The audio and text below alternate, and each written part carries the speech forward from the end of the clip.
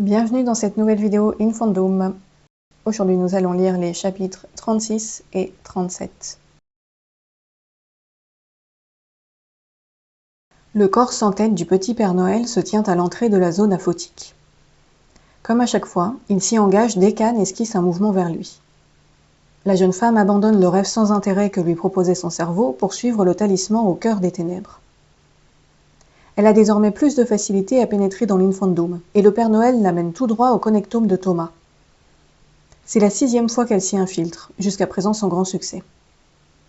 Un décor familier compose la première strate, le jardin de Rueil-Malmaison. Il fait nuit. Le silence règne. Anne observe son talisman se diriger vers la demeure cossue, escalader les 3 marches du porche, puis traverser la porte close afin d'aller retrouver sa tête cachée dans la chambre. Elle-même rejoint directement la voiture de sport garée dans l'allée, ses premières incursions lui ayant appris que les strates de ce connectome particulier ne peuvent être franchies qu'au volant. Il semble en effet que Thomas affectionne davantage son véhicule que son foyer, peut-être car c'est à son bord qu'il part en chasse, ou tout bonnement parce que la maison lui est devenue inhospitalière. En levant les yeux vers une fenêtre, Anne aperçoit la silhouette de sa sœur derrière un rideau translucide. Héloïse se tient immobile. Seule son ombre se découpe dans l'encadrement, mais on devine qu'elle surveille le jardin d'un air mauvais. Cette présence oppressante met Anne mal à l'aise. La sorcière est aujourd'hui certaine que Thomas n'éprouve aucune affection pour Héloïse, ce qui la motive d'autant plus à le démasquer. Elle le punira sévèrement de lui avoir imposé cette triste représentation de sa jumelle. La voiture démarre dès qu'Anne appuie sur la pédale. Elle roule sans la moindre vibration et n'émet aucun bruit, comme si elle flottait au-dessus du sol. La jeune femme franchit le portail de fer forgé, puis s'engage dans la rue sombre, dont l'extrémité se perd dans une obscurité complète. C'est là que se trouve le premier passage à franchir. Anne maîtrise désormais assez bien ce véhicule, qui s'avère sensible non seulement à ses gestes, mais aussi à ses émotions. Un accès d'angoisse suffit à le faire dévier de sa trajectoire. La conductrice s'applique donc à conserver un calme olympien tandis qu'elle circule à travers le connectome. C'est sans le moindre heurt qu'elle franchit la frontière invisible donnant accès à la 2e strate. Elle parcourt à présent le campus universitaire où Thomas a suivi ses études et s'oblige à ignorer les nombreuses jeunes femmes qui tentent de lui barrer la route en l'insultant. Beaucoup sont partiellement ou totalement nues et prennent des poses obscènes. Elles se ressemblent toutes, pareilles à des Barbies produites en série. Leur agressivité augmente à mesure qu'Anne se rapproche du passage menant vers la 3e strate, cachée derrière des fourrés au détour d'un chemin. Les harpies lancent maintenant leurs sous-vêtements sur la voiture et tentent de s'y accrocher pour la ralentir, collant leurs seins contre les vitres. Anne accélère résolument. Ses assaillantes tombent sous les roues avec des rires méchants qui déforment leurs bouches luisantes de gloss. Une dernière poupée diabolique se tient allongée juste devant le buisson dans lequel la voiture doit s'engager. Elle écarte les cuisses en souriant au moment où le véhicule lui roule dessus. Anne garde les yeux rivés à son objectif, sourde au glapissement de ces succubes créés par l'esprit malade de Thomas. La 3e strate se dévoile enfin. Son véhicule pénètre sur le terrain d'une belle maison de campagne où un rassemblement familial est en cours. Une longue table a été dressée sous un soleil estival. Les convives tournent le dos à l'intruse et déjeunent sans lui prêter attention. Anne traverse le terrain et fait le tour de l'imposante bâtisse.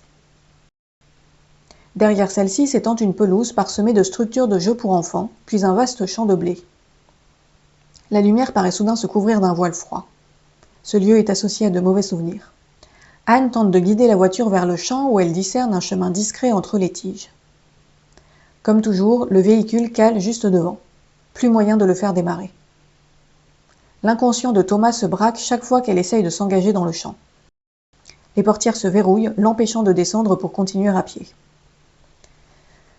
Bon. Anne n'a encore jamais réussi à franchir cet obstacle. S'acharner sur l'accélérateur, tourner le volant dans tous les sens ou actionner le frein à main ne sert à rien. La boîte à gants ne contient que des préservatifs et une quantité suffisante de liasses de billets pour payer un régiment de prostituées. Ce type est vraiment obsédé. Rien sous les sièges. Anne frissonne en songeant aux fillettes qui ont sans doute pris place dans la version réelle de cette même voiture, impressionnée par le luxe du modèle, le cuir impeccable, le charme du conducteur. Ce ne sont pourtant que des enfants, Thomas ne peut pas les avoir séduites comme des jeunes femmes. Comment fait-il pour les convaincre de monter avec lui? À moins qu'il les assomme d'abord. La voiture se met à trembler en réaction au malaise croissant de sa passagère. Elle peut à tout instant s'emballer puis se mettre à tournoyer pour éjecter Anne hors du connectome. Celle-ci a déjà vécu l'expérience et sait qu'elle valdinguera à travers le pare-brise puis se réveillera affligée d'une migraine féroce. L'esprit de Thomas est facile à infiltrer mais se révèle impitoyable lorsqu'il s'agit de bouter quelqu'un hors de ses frontières. La sorcière s'astreint donc à chasser ses pensées morbides pour retrouver son calme. Elle attend que le véhicule se soit parfaitement apaisé avant de reprendre ses investigations. Ses doigts appuient au hasard sur les boutons du tableau de bord et du volant, déclenchant tour à tour les essuie-glaces, les phares, le klaxon, la radio. L'agacement ne tarde pas à l'envahir puis se communiquer à la voiture qui se remet à frémir. Tout doux, tout doux. Réfléchissons. Il y a forcément une solution au problème. Anne s'adosse contre le siège puis laisse son regard dériver sur le champ flavescent nimbé de son étrange voile glacé.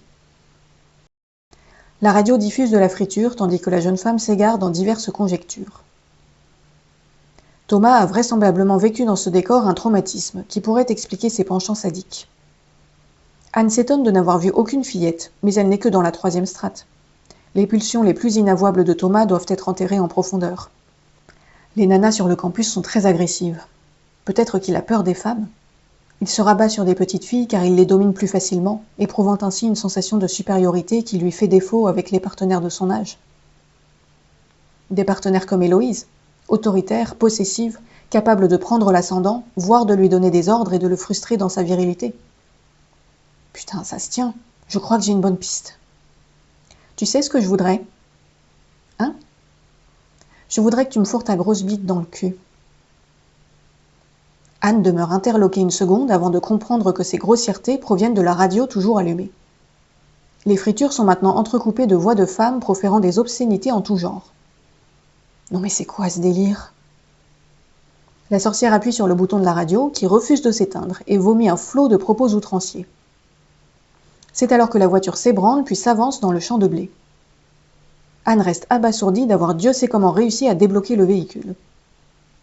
D'autres voix accompagnent maintenant celles des jeunes femmes dans un maelstrom infernal ponctué de rires, de sanglots et de cris de rage. « Thomas! Thomas, où est-ce que tu es ?» Elles adorent ça, mais elles ne l'avoueront jamais. « C'est toi que je veux, toi et personne d'autre. Ne me laisse pas, s'il te plaît. »« Mais qu'est-ce que vous avez fait? Qu'est-ce que vous avez fait ?» Là, juste là. Plus fort, plus fort. Un si charmant jeune homme. « Espèce de sale monstre, pourquoi tu fais ça? Tu trouves ça marrant? Ça te fait bander, fils de pute ?» La voiture fonce à travers champs. Anne ne voit rien d'autre que les tiges de blé qui frappent le pare-brise en masse compacte. Elle tient le volant simplement pour s'accrocher à quelque chose, le souffle court, obnubilée par l'idée qu'elle ne doit pas s'affoler. Garder son sang-froid jusqu'à la fin de cette cavale, ne pas se faire éjecter maintenant, si proche du but. Toutes les mêmes au final, c'est juste la taille qui change. Mais vous êtes fous tous les deux? Qu'est-ce qui vous prend de faire des choses aussi dégoûtantes? Tout ce que tu veux, absolument tout ce que tu veux. Un bel avenir en ligne droite. Connard, gros connard! Arrêtez, stop, je ne vais pas tenir. Tu es puni, tu m'entends? Tu es puni jusqu'à l'année prochaine. Et toi aussi. Mon Dieu, tout le monde va penser que... Oui, qu'est-ce qui ne va pas dans votre tête? Je t'aime tellement, je t'en supplie, je t'aime tellement. Un garçon irréprochable. Tu as intérêt à ne plus jamais... Des mensonges tout ça, un beau ramassis de conneries. Recommencer! Le champ de blé devient si dense qu'il obstrue la lumière du jour, plongeant Anne dans les ténèbres et menaçant d'écraser la voiture sous le poids de tiges aussi épaisses que des troncs d'arbres. La sorcière prend de grandes inspirations tandis que le véhicule tremble avec fureur. D'inquiétants craquements accompagnés de bruits de tôle froissée s'ajoutent au brouhaha de la radio. Les mains d'Anne sont si malmenées par les vibrations qu'elle peine à tenir le volant. Tout son corps est secoué comme par un séisme. « Tu voudrais que je sois plus agressive ?» C'est la voix d'Héloïse. La jeune femme n'a pas le temps de pousser plus loin la réflexion. La voiture fait une violente embardée puis dérape sur plusieurs mètres alors qu'une lumière aveuglante inonde soudain l'habitacle. Lorsque le véhicule s'immobilise enfin, sa conductrice tétanisée découvre qu'elle a franchi le passage entre la 3e et la 4e strate du connectome.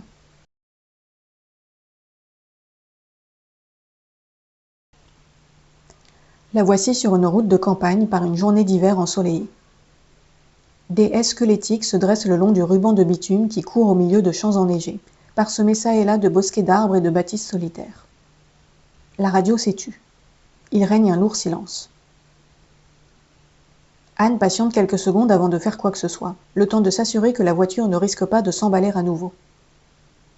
Elle démarre ensuite prudemment, puis roule à une allure réduite, étudiant les alentours dans l'attente qu'un événement se produise ou qu'un indice lui saute aux yeux.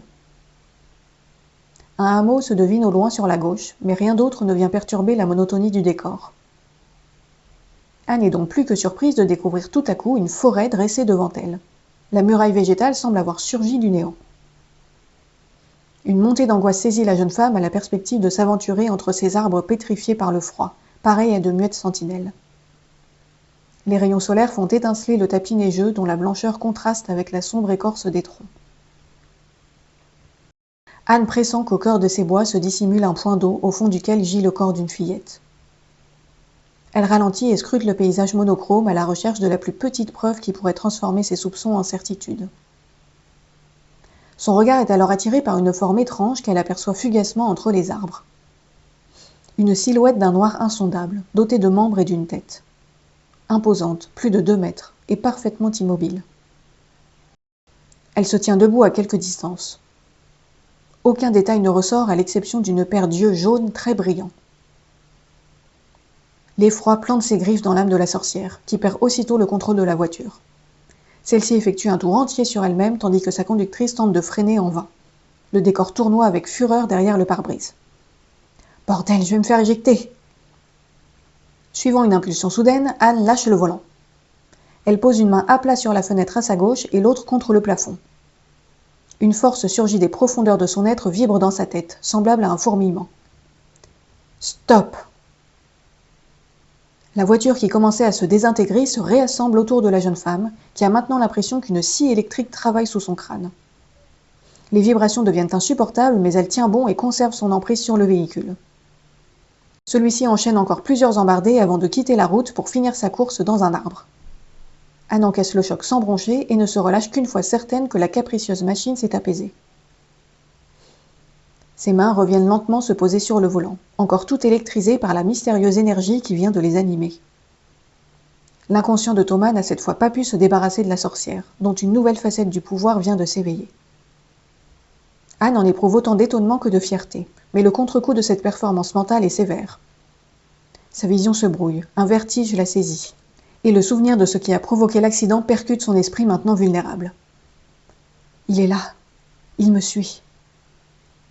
L'effroi est déjà de retour, sous une autre forme. Ce n'est plus un accès de panique fulgurante, mais une peur sournoise qui prend naissance dans la poitrine puis s'étend centimètre par centimètre au reste du corps. Ce n'est rien, ça va aller. La tentation de regarder dans le rétroviseur est grande. Anne s'en abstient toutefois, consciente que revoir la silhouette aux yeux brillants lui ôtera ce qu'il lui reste de lucidité. Elle garde les yeux baissés sur le volant puis essaye de redémarrer. La voiture n'a pas trop souffert de la collision avec l'arbre et paraît encore capable de rouler, à condition qu'Anne parvienne à en reprendre le contrôle. Ses gestes sont posés et précis. Le véhicule refuse pourtant de bouger. Ce n'est pas grave, on va y arriver, tranquillement. La peur née au creux de sa poitrine atteint à présent son ventre qui se serre douloureusement, à tel point que la sorcière visualise sans peine son corps physique recroquevillé dans son lit. Elle s'oblige à n'y prêter aucune attention. Il ne faut pas penser au temps précieux qu'elle est en train de perdre, ni à la silhouette qui sans doute se rapproche, chacun de ses pas laissant dans la neige une empreinte inhumaine. Ce n'est pas grave, ça va aller. Ce n'est pas grave. Anne répète ces phrases vides de sens, son esprit paralysé ne sachant plus rien formuler d'autre. La voiture ne bouge toujours pas. Ce n'est pas grave, ce n'est pas... Sa voix meurt avec son souffle alors que le poison glacé achève de l'engourdir. Conservez les yeux baissés. Surtout, ne pas regarder dehors. Ne pas croiser le regard jaune. Ça va, ça va. Lorsque la voiture s'ébranle enfin, Anne n'ose guère éprouver le moindre soulagement. Elle reste focalisée sur la série de gestes à réaliser pour reculer, se libérer de l'épaisse couche de neige, rejoindre la route. Son cœur bat très fort, ici dans la forêt et là-bas dans son lit. Son lit qui semble si loin, si rassurant. Son lit qu'elle meurt d'envie de retrouver tout en s'y refusant obstinément. Ne pas céder à la terreur. Si elle s'enfuit maintenant, elle ne sera plus jamais capable de revenir dans l'Infandum et Thomas restera impuni. Tout va bien. Voilà. Les roues patinent un peu en passant de la neige au bitume. Le véhicule se remet doucement dans son axe, s'immobilise une seconde, puis repart en avant. La silhouette malveillante est toute proche, irradiant un désir de mort qu'Anne perçoit jusque dans ses os. La sorcière fixe le volant tandis qu'elle roule, ni trop vite, ni trop lentement. Elle ne pense à rien, ne s'autorise aucune sorte de réflexion. Elle avance, avance, avance, refoulant au fond d'elle-même la sensation d'être poursuivie. Une vive lumière inonde l'habitacle lorsque la voiture s'engage en terrain ouvert, mais Anne roule encore un moment avant d'enfin oser lever les yeux. La rase campagne se déploie à perte de vue. Les bois ténébreux sont à présent loin derrière, de même que la monstrueuse silhouette qui a renoncé à attaquer pour une raison qu'Anne ne tarde pas à découvrir. Quand elle trouve le courage de jeter un coup d'œil dans le rétroviseur, elle aperçoit une masse d'or et d'ivoire sur la plage arrière. Spectre et Phobie sont lovés l'un contre l'autre, l'avant de leur corps formant un lacis serré, l'arrière enroulé autour de la taille de la jeune femme. Cette dernière ne cache pas sa stupeur. « Depuis quand êtes-vous là ?» Les cobras restent muets, comme à leur habitude. Anne devine cependant pourquoi ils l'ont rejointe. Phobie était déjà intervenue lorsque le regard jaune l'avait menacée pendant sa transe avec le talisman.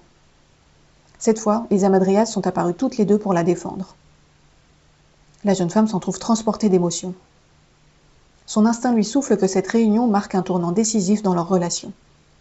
Les reptiles qu'elle a tant haïs sont devenus ses protecteurs. Une impression grisante la transporte en songeant qu'elle a été choisie par des créatures aussi redoutables.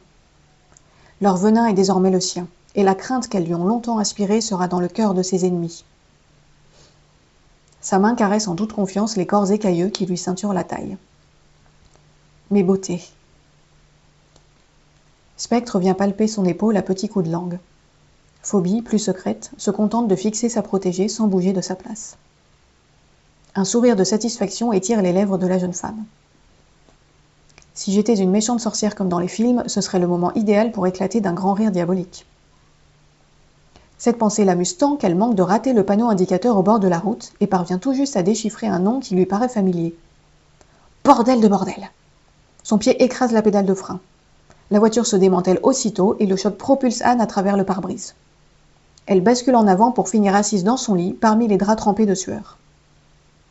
La jeune femme n'a pas encore retrouvé ses esprits que sa main cherche déjà son téléphone, qu'elle allume en hâte avant d'ouvrir le navigateur internet. Pas question de laisser une nouvelle fois le fragile souvenir s'évaporer. Elle inscrit dans la barre de recherche le nom aperçu sur le panneau et apprend qu'il s'agit d'une petite ville du Pas-de-Calais, mentionnée dans les articles relatant le meurtre de la fillette de décembre, car elle voisine la forêt où le corps a été retrouvé. En poussant plus loin, Anne apprend qu'il neigeait dans cette zone à la même période. Elle tient enfin sa preuve. Thomas se trouvait sur les lieux du crime, comme dans le cas des 2 fillettes du Grand Est. Il ne peut s'agir d'une simple coïncidence. « C'est lui, je le savais !» La sorcière se laisse retomber sur son oreiller, épuisée par ses expériences oniriques, puis se fige en réalisant ce que sa découverte implique. « Oh mon Dieu, comment vais-je l'annoncer à Héloïse ?»